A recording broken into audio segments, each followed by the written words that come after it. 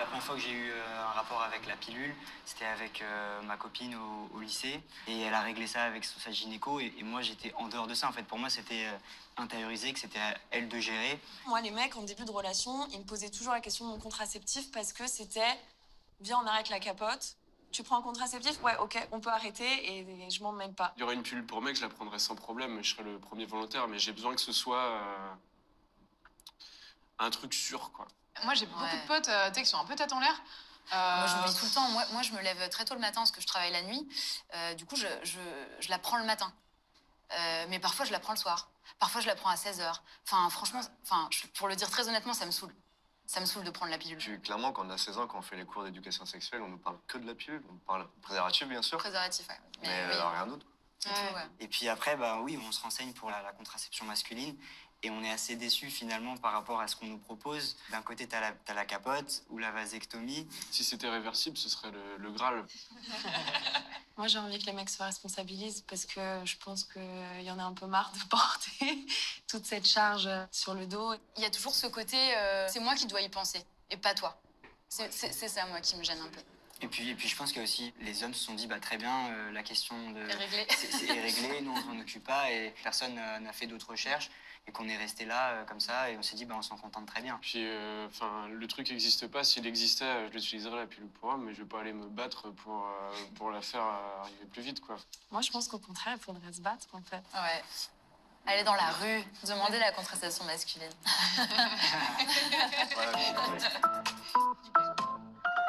Là, c'est moi, Océane. J'ai 30 ans et depuis 15 ans, aucune contraception ne me convient. Mais si moi, en tant que nana, je suis dans l'impasse, qui va s'en occuper ?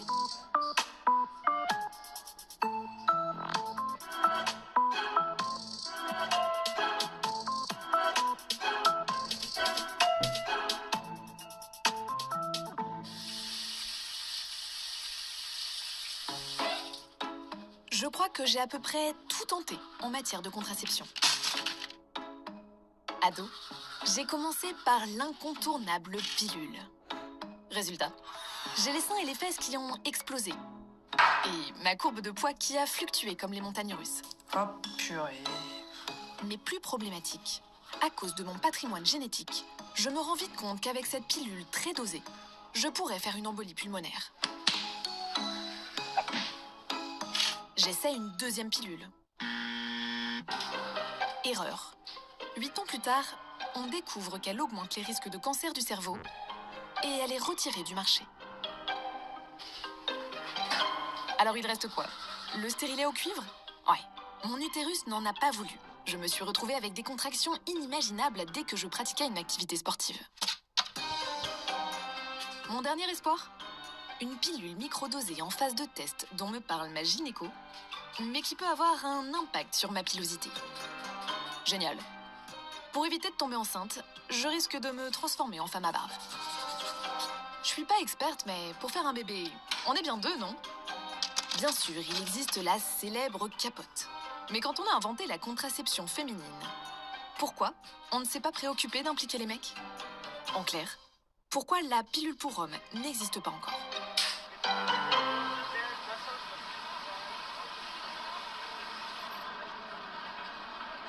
Autour de moi, de plus en plus de filles ne veulent plus prendre la pilule, ce qui provoque inévitablement des discussions sur la contraception au sein des couples.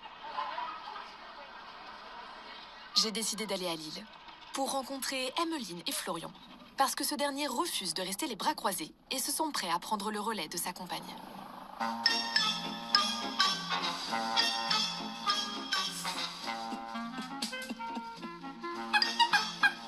Ah, tu le fais vachement bien, je suis deg. Hé, Florian, ça te dirait pas de prendre la pilule? Prends la pilule. Mais je suis un mec. Oh, elle nous emmerde les bonnes femmes. Je vois pas pourquoi ce serait moi qui la prendrais. Je suis fertile que 5 jours par mois. Si tu veux encore avoir accès à ma fleur, eh ben tu vas intérêt à t'occuper de ton petit tuyau. Ta fleur. Ah, je me trouve une petite jeune façon. Qui prendra la pilule? Ok? Celle qui ne veut plus prendre la pilule, justement, c'est Emmeline. Après des années de prise d'hormones en continu, elle aspire à un retour au naturel. Florian est artiste marionnettiste. Pour l'accompagner dans sa démarche, il se renseigne sur les alternatives. Non mais, je regarde notre conversation Instagram, il y a des sextoys, il y a des recettes de temps en temps, et des trucs de contraception. Leurs échanges prouvent que ce sujet leur tient à cœur depuis longtemps. Super. Alors la contraception, oui, mais masculine. Pour l'instant, on veut pas d'enfants. Enfin, en tout cas, on en parle souvent quand même. Oui, oui, oui. Je pense C'est que... pas complètement exclu. Oui, en fait, on se dit qu'un jour peut-être, mais pour l'instant, dans l'immédiat, non. On est quand même au début de notre couple aussi. On a envie aussi de profiter de la vie à Ouais. deux et de faire des choses ensemble avant d'envisager de construire une famille, un foyer. Enfin, Vraiment, c'est vraiment le souci de prendre le relais, parce que ça me paraît je normal. dirais pourquoi ça serait pas moi. Bah oui, pourquoi pas moi qui pourrais prendre la pilule. Ouais. Ah, ça s'appelle seulement contraceptionmasculine.fr. Je pense qu'on va trouver des trucs là-dedans. Méthode hormonale. Mais avec la grosse Déjà, je fais une seringue. grosse seringue, ça donne... C'est pas trop ami avec C'est- les piqûres. Hein. Alors, le slip. En image. Ah oui, c'est pas mal, du coup... Juste, ça garde les testicules au chaud. Ah oui, sexy jockstrap. Je ne me suis jamais senti hyper viril comme Dwayne Johnson, comme les grands catcheurs. Mais justement, je trouve que l'idée de vouloir gérer ma contraception, donc d'apprendre finalement à mieux connaître mon corps, tout ça, ben ça fait que je me sens moi plus viril, parce que je me sens plus en phase avec moi-même, en fait. Savoir comment mon corps fonctionne, c'est hyper libérateur. Donc je suis l'homme viril de demain. C'est beau. Ça c'est... Oh la punchline.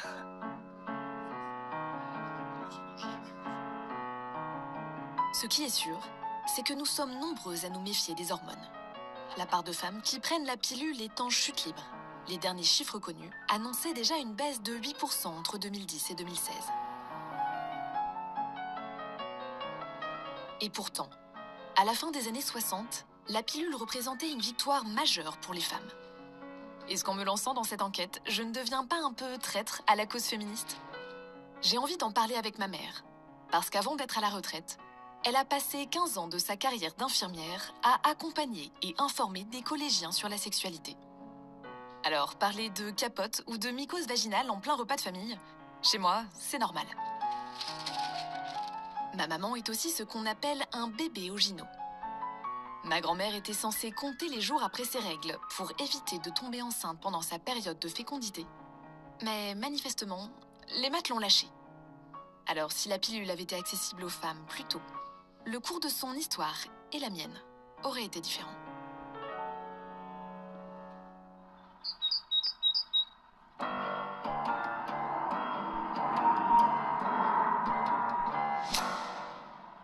Je me mets où? Toi, tu te mets ici. Là? Ouais. Et attention, il y a une tache, ça se verra Non, pas. on peut la voir. T'inquiète pas. À l'époque, quand j'avais 10 ans, j'ai connu des copines de 16, de 18 ans plutôt, Ouais. donc, qui se sont retrouvées enceintes. Et c'était quoi la solution? Bah, vite, on organisait le mariage. Puis alors, la honte dans la famille. Enfin, c'était, ouais, tu te rends compte, ça y est, elle a fauté, t'as vu, il y a le mariage, ils se sont précipités, gna gna gna. Et nous, on est là, puis toi, t'as pas intérêt à ce que ça t'arrive. Enfin, et on vivait avec cette hantise-là. Donc forcément, le jour où moi, à 18 ans, enfin, je savais que la pilule existait, mais c'était un rêve, quoi. C'est-à-dire qu'on pouvait aimer les garçons, on pouvait faire nos expériences sans ce truc sur la tête, quoi. Et en plus, c'était autorisé, quoi. C'était validé. Pour moi, c'était le moyen pour être d'une certaine façon libre dans ma liberté sexuelle, quoi. Et toi, du coup, avec les autres nanas de ton âge, ça revenait vachement dans les discussions, la pilule, quoi. Ah bah oui, parce qu'en plus, c'était, Quand on était jeune. il y avait plein de nouvelles pilules. En plus, quand j'étais infirmière, forcément, c'était un sujet qui nous parlait énormément. Et ben, ah, toi, t'as essayé ça? Ah ben, moi, j'ai essayé. Attends, il y en a une nouvelle qui est sortie, là. Oh, puis elle est pratique, parce que là, tu vois, il y a les chiffres et puis il y a les couleurs. Comme ça, on se trompe pas. Il y a 5 jours roses, après, il y a 5 jours jaunes. Il y a un petit côté marketing, quand même, avec le truc des couleurs. Ah, bah oui, tu me disais les noms, c'était que des noms féminins. Oh, la dernière, c'est Jasmine. Moi, j'ai trouvé ça ridicule quand je me à la page. Moi, j'ai connu la dernière Diane 35, mais c'était le top du top. Ouais. Alors qu'elle était hyper dosée. Maintenant, on est en train de se rendre compte de ce que tu me racontes, que la méthode contraception, la pilule, c'est pas si chouette que ça, qu'il y a beaucoup de risques, et que du coup, eh ben, si on peut trouver des méthodes, voilà, naturelles, entre guillemets, où l'homme a vraiment conscience de ce qu'il est en train de faire et pourquoi il le fait. Tu sais que la méthode du retrait, c'est un truc qui revient quand même vachement à la mode. Pour en arriver là maintenant, ça veut dire que l'homme prend vraiment conscience que pour la femme, c'est pas simple. Mais à mon époque, où les méthodes de contraception, elles étaient en train d'exploser, mais pourquoi ils se seraient privés, tu vois, entre guillemets? La vasectomie, papa, il n'y a jamais pensé? Non. Mais parce que c'est... Bah, il n'en voyait pas l'utilité. C'était mon histoire. Ah ouais. C'est un problème de femme. Ça me concerne pas. Mon père n'a jamais pensé à la vasectomie parce qu'il fait partie d'une génération d'hommes qui ne se sentaient pas impliqués. Aujourd'hui encore, seul 1% des hommes en France passent le cap de cette intervention chirurgicale. Considérée comme une méthode de stérilisation irréversible, elle fait peur. Alors, qui sont les courageux candidats? Ma curiosité m'a conduite jusqu'à Port-Sainte-Marie en Nouvelle-Aquitaine, rencontrer un couple avec 2 jeunes enfants, Rose et Louis. Le père, Guillaume, a choisi la vasectomie il y a 1 an. Comme sa femme, Delphia, il est aide-soignant. Sans complexe, ils m'ont raconté.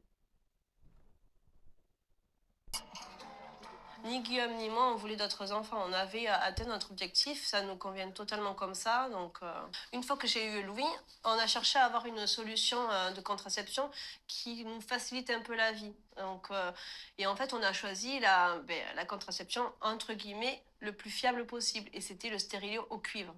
Moi, de base, je suis une personne qui avait de toutes petites règles. Donc, du coup, quand j'ai mis en place le stérilet, je me suis retrouvée avec des règles très, très hémorragiques, très longues, au point qu'on a même pensé que j'avais une endométriose parce que j'en souffrais beaucoup. Et malheureusement, moi, c'est con. Et je m'en veux maintenant avec le recul. Je ne m'étais pas vraiment renseigné sur ce qui se faisait comme contraception masculine.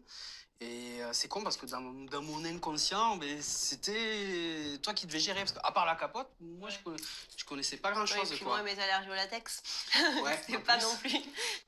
Et du coup, ouais, la vasectomie, c'est un peu mon mea culpa de t'avoir laissé gérer tout ça toutes ces années, quoi.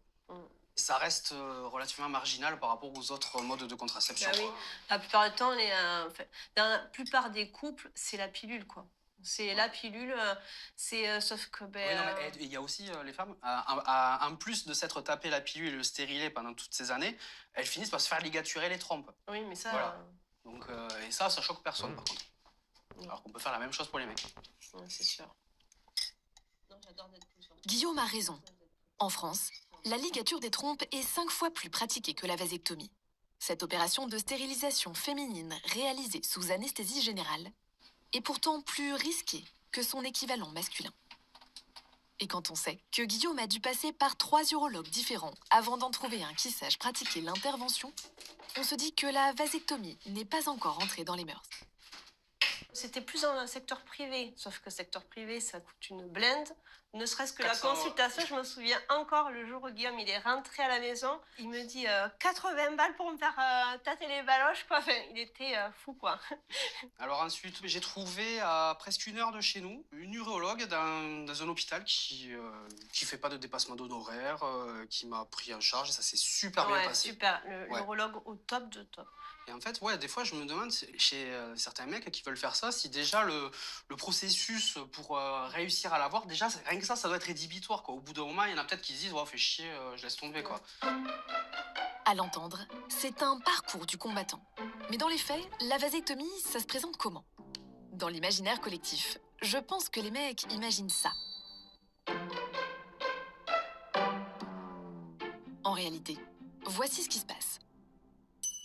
On sectionne les canaux déférents qui amènent les spermatozoïdes du testicule vers les canaux éjaculateurs. Généralement, c'est fait sous anesthésie locale et c'est plié en 15 minutes. Le problème, c'est que l'opération suscite encore pas mal d'idées reçues. La vasectomie aujourd'hui, c'est la méthode qui garantit le taux de contraception le plus performant. Il n'y a pas mieux que la vasectomie. On coupe juste le tuyau d'alimentation. Vasectomie, c'est ça. Donc c'est pas une castration. Il n'y a pas d'arrêt de la spermatogénèse. Donc l'homme va continuer à produire des spermatozoïdes dans ses testicules. Ça, c'est réglé. Demain, il veut faire un enfant, on fait une biopsie testiculaire, on récupère les spermatozoïdes. La vasectomie, ça peut faire peur. On fait une vasectomie, on est impuissant. Voilà, donc l'impuissance. Donc l'impuissance de quoi? L'impuissance de faire des enfants, ouais, ça c'est le principe de la vasectomie. Mais l'impuissance érectile, c'est une pensée magique. L'orgasme, pensée magique. Est-ce que je vais continuer à avoir des orgasmes? Ben oui. Donc en fait, il y a beaucoup de pensées magiques sur la vasectomie, sur le mythe de la virilité et de la puissance sexuelle.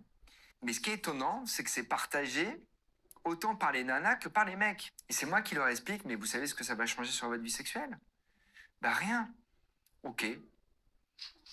Alors, pour combattre toutes ces pensées magiques sur la vasectomie, Guillaume, qui est un passionné de dessin, a commencé une BD pour raconter les étapes de son parcours contraceptif.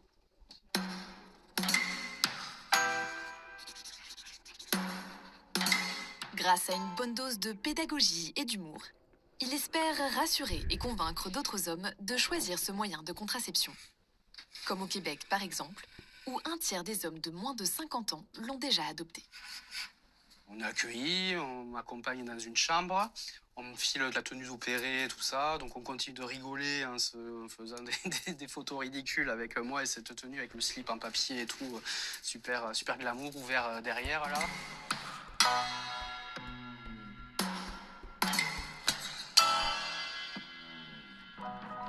Il y a une soignante qui vient me chercher un fauteuil roulant. Et après, on m'accompagne à la salle d'opération. Première fois pour moi que je me faisais opérer de quelque chose. Donc ouais, c'est impressionnant, hein, les machines et tout. Mais ils sont cool, hein, là où je suis allé. Ils m'avaient demandé si je voulais mettre la musique. Mais j'étais tellement stressé. Me retrouver là, allongé, les baloches à l'air devant 3 personnes, trois dames en plus. Moi, je suis allongé sur la table en croix, là, comme ça, un peu comme Dark Vador, là. Et il y a le rideau, et en fait, on ne voit rien de ce qui se passe. Donc, en fait, c'est mon imagination qui a fait le reste, quoi.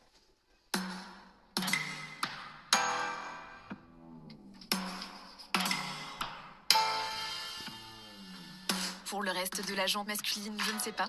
Mais j'ai bon espoir que Guillaume parvienne à transmettre ses valeurs de partage à la génération suivante.